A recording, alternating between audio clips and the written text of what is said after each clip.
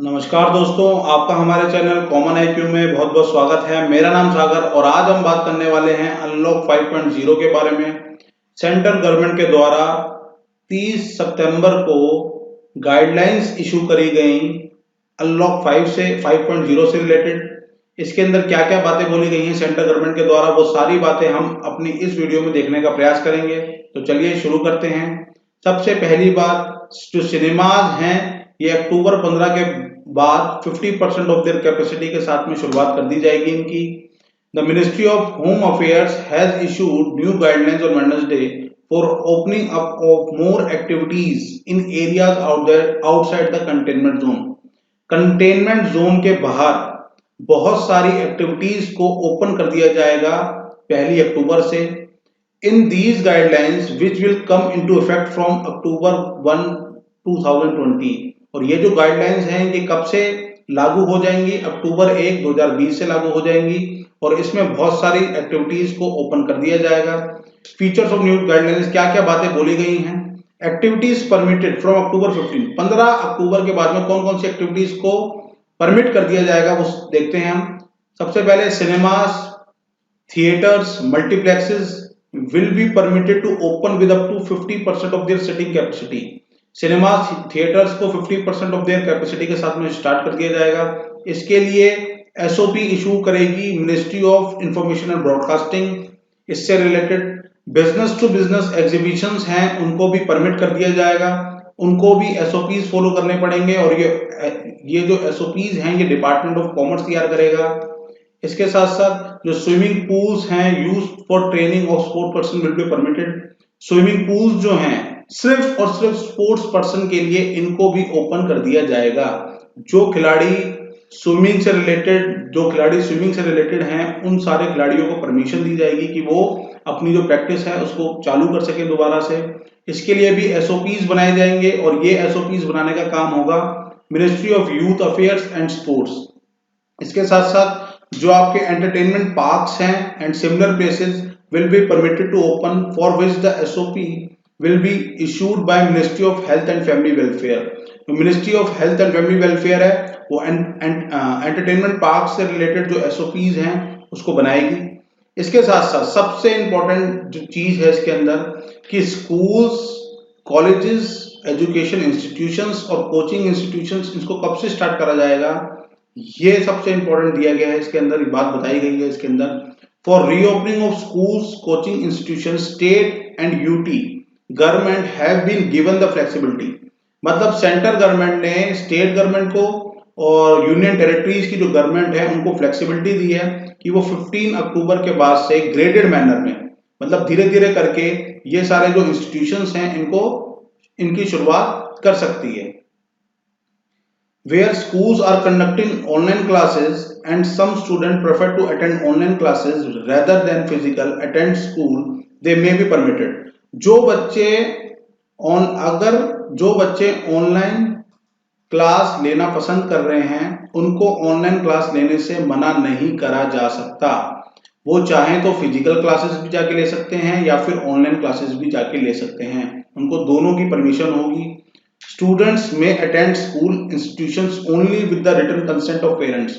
Students को तभी school में या फिर कोचिंग इंस्टीट्यूशन में बुलाया जाएगा जब उनके पेरेंट्स की रिटर्न कंसेंट होगी। अटेंडेंस जो होगी must not be enforce. Attendance को एनफोर्स नहीं करा जाएगा कि जो बच्चा स्कूल आएगा सिर्फ उसी की अटेंडेंस लगेगी, ऐसा नहीं करा जा सकता। And must depend entirely on parental consent. जो उनके पेरेंट्स हैं उनकी कंसेंट के ऊपर ये निर्भर करेगा कि वो अपने बच्चे को परमिशन देते हैं स्कूल कॉलेज जाने की या नहीं देते हैं। Schools will are allowed to open will have to mandatorily follow the SOPs. जो स्कूल्स ओपन करे जाएंगे, जिन स्कूलों को ओपन करा जाएगा उनको एसओपीज फॉलो करने पड़ेंगे और ये जो एजुकेशन डिपार्टमेंट है हर स्टेट का और यूनियन टेरिटरीज का वो इशू करेगा। Department of Higher Education, Ministry of Education may take a decision on the timing of the opening of colleges।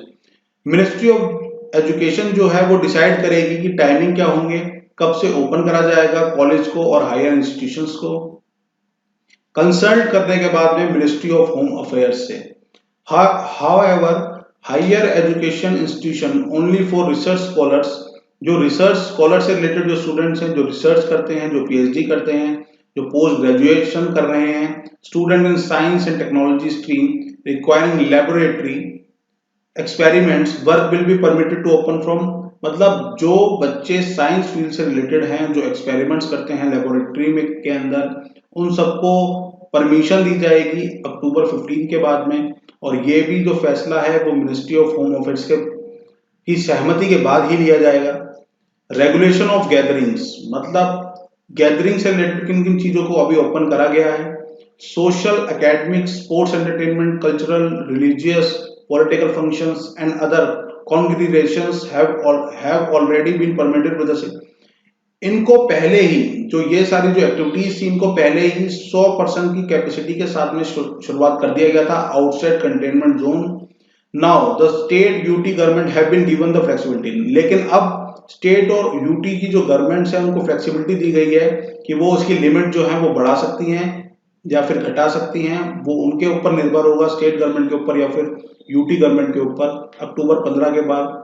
In a close space a maximum of 50% of the whole capacity will drop, लेकिन जहां जो बंद places होती है वहां पर सिर्फ जितनी उस हॉल की कैपेसिटी है उसका सिर्फ 50% ही अलाउड होगा, मतलब 50% ही लोग वहां जा सकते हैं जितनी उसकी कैपेसिटी है उसके मुकाबले। और सरकार 200 पर्सन की सीलिंग लगा सकती है, लेकिन उनको भी एसओपीज फॉलो करने पड़ेंगे। एसओपीज, फेस मास्क पहनना पड़ेगा और सोशल डिस्टेंसिंग का पालन पूरी तरीके से करना पड़ेगा, ये सब बातों का ध्यान रखना पड़ेगा। Entertainment parks and similar places will remain close, जो एंटरटेनमेंट पार्क्स हैं वो बंद रहेंगे। Lockdown shall continue to implement strictly, जो कंटेनमेंट जोन है वहां पर आपका जो लॉकडाउन है वो इम्प्लीमेंटेड रहेगा टिल 31 अक्टूबर 2020 तक। State not to impose any local lockdown, जो स्टेट हैं वो अब किसी भी तरीके का local lockdown outside containment zone, मतलब कंटेनमेंट जोन के बाहर जो स्टेट्स हैं अब वो लॉकडाउन नहीं लगा पाएंगे। अगर उनको लगाना भी होगा तो उनको प्रायर कंसल्टेशन करनी पड़ेगी with the central government.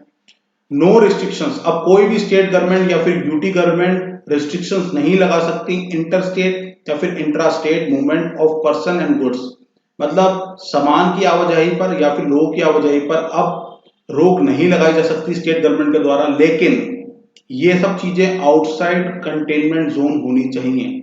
No separate permission, अब किसी भी सेपरेट परमिशन की आवश्यकता नहीं होगी, अप्रूवल की आवश्यकता नहीं होगी, ई परमिट की आवश्यकता नहीं होगी मूवमेंट्स के लिए। इसके साथ साथ सरकार ने प्रोटेक्शन ऑफ वल्नरेबल पर्सन्स के लिए भी कुछ बातें बोली हैं कि इनका ख्याल रखना है और इनको खाने पीने की जो चीजें हैं वो प्रोवाइड करवाई जाएंगी। इसके साथ साथ सरकार ने, सेंट्रल गवर्नमेंट ने ये भी बोला है जो आरोग्य सेतु ऐप है ये भी हर व्यक्ति को अपने मोबाइल में डालनी होगी ताकि ज्यादा से ज्यादा पता लगाया जा सके कि कितने लोग जो हैं वो अफेक्टेड हैं इस वायरस से और कितने परसेंट जो पॉपुलेशन है वो अफेक्टेड नहीं है। तो आरोग्य सेतु ऐप का भी यूज चलता रहेगा। तो आज हमने अपने इस लेक्चर में समझने का प्रयास करा कि सरकार ने किस किस तरीके की जो गैदरिंग्स थी या फिर जो गाइडलाइंस थी वो इशू करी हैं, किस किस तरीके से लोग आ जा सकते हैं एक स्टेट से दूसरे स्टेट में, अब परमिशन होगी, लेनी पड़ेगी या नहीं लेनी पड़ेगी। तो आज ही जो लेक्चर है वो यहीं पर समाप्त करते हैं, मिलते हैं आपसे नेक्स्ट लेक्चर में, तब तक के लिए जय हिंद जय भारत।